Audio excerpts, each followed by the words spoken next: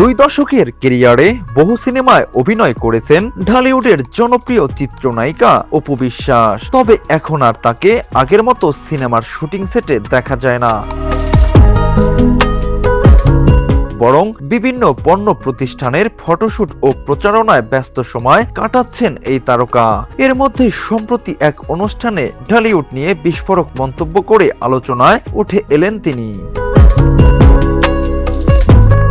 অপু বিশ্বাসের দাবি, গত এক দশকে দেশের চলচ্চিত্র অঙ্গনের পরিবেশ অনেকটাই বদলে গেছে এবং তা ইতিবাচকভাবে নয়। তার ভাষায় 2016 সালের পর থেকেই টলিউডে নোংরামির চর্চা শুরু হয়েছে, যা ধীরে ধীরে পুরো ইন্ডাস্ট্রির পরিবেশকে ক্ষতিগ্রস্ত করছে।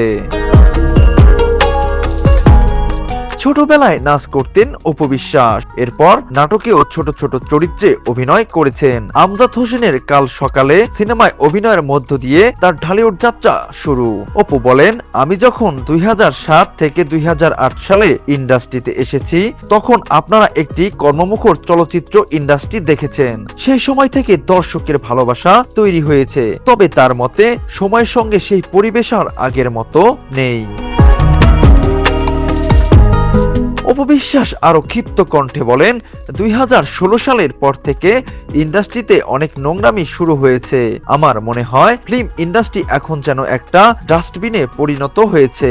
যদিও ঠিক কি ধরনের নোংরামি কথা তিনি বলেছেন তা নিজের বক্তব্যে স্পষ্ট করেননি এই অভিনেত্রী।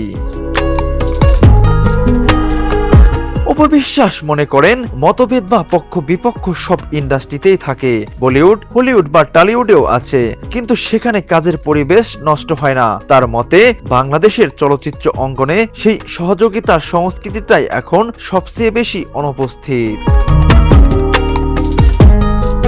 গত কয়েক বছরে অভিনয়ের চেয়ে ব্যবসায়িক কর্মকাণ্ডে বেশি সময় দিয়েছেন অপু বিশ্বাস। তবে তিনি আবারও নিয়মিতভাবে চলচ্চিত্রে ব্যস্ত হতে চান। তার মতে পছন্দের গল্প পাচ্ছেন না বলেই এখন বিভিন্ন পণ্যের প্রতিষ্ঠানের প্রচারণা ও ফটোশুটের আয়োজনে তাকে বেশি দেখা যাচ্ছে। বিরতির পর অবশ্য আবারও শুটিংয়ে ফিরেছেন অপু বিশ্বাস। গত বছরের ডিসেম্বরে তিনি দুটি নতুন সিনেমায় চুক্তিবদ্ধ হয়েছেন, আদর আজাতের সঙ্গে সিক্রেট এবং আব্দুল নূর সজলের সঙ্গে দুর্বার। চরিত্রের জন্য নিজেকে প্রস্তুত করতে নিয়মিত জিমেও সময় দেওয়া শুরু করেন তিনি। এর মধ্যে দুটি সিনেমারই অর্ধেকের বেশি শুটিং শেষ হয়েছে।